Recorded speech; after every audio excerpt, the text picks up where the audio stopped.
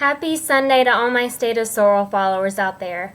So it's time for the weekend mashup. You should know the drill by now, but I go out to my Facebook and Twitter accounts and ask my followers what they want me to talk about, and I just spitball. So here we go.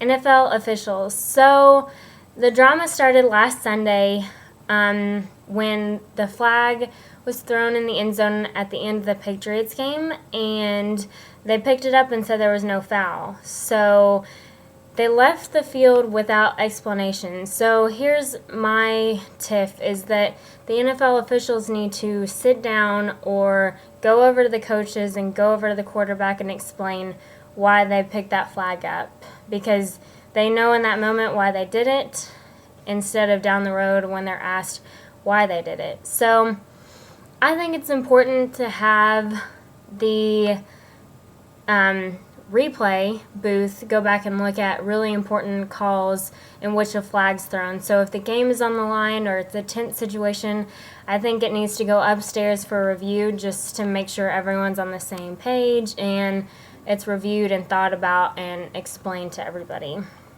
But it'll be interesting to see what Roger Goodell does with all of it. James Winston's Heisman chances. So I think his Heisman chances are high, and I would say that he would win it over Johnny Manziel. The only reason I say that is because voters seem to be paying more attention to Winston, even though Manziel's numbers are better. I think Johnny Football's acts at the beginning of the season kind of rubbed the voters the wrong way, but it'll be interesting to see how this sexual assault scandal with Winston pans out, because, well, if he's caught in guilty, then forget it. But if it's just gone and passed and all the charges are dropped, then I think he has a pretty good chance of winning. How about the Oregon upset? What's the loss mean for their potential ability to compete with Bama?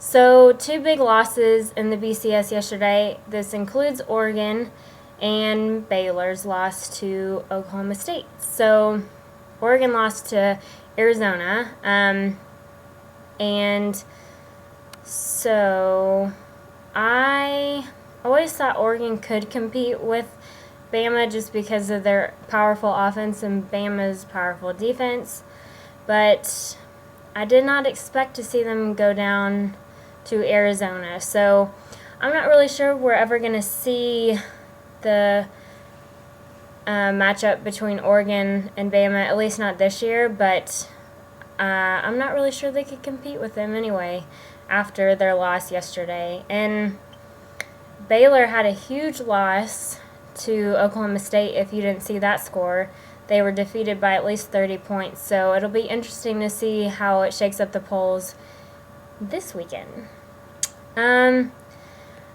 Which college football coaches are on the hot seat after the weekend? So one major one comes to mind for me, and that's Will Muschamp at Florida. So they had a big loss against Georgia Southern on Saturday, and he seems to be in the hot seat for a lot of people. That's the one that really sticks out to me for a hot seat right now. But what does everyone else think? Who else do you think is on the hot seat?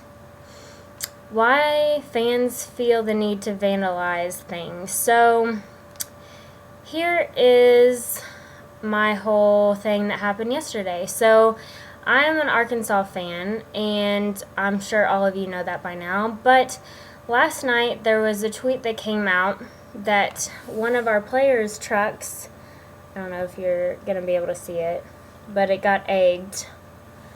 I don't know if you can see it. Anyway, so because of our loss to Mississippi State, somebody went to our quarterback's truck and egged it. And I have a problem with that. Not only are the fans immature, but I'm ashamed to be associated with them. And those fans are crazy to do something like that because, like, the recruits are going to look at Arkansas and say, yeah, I really want to go to a school where the fans egg cars? I don't think so. But what do you guys think of all of this weekend's topics? The NFL officials, who's in the Heisman race? What did you think of Oregon and Baylor losing yesterday? Who's in the hot seat? And would you egg your quarterback's car? No, really, would you? Signing off. Bye, guys. Thanks for joining.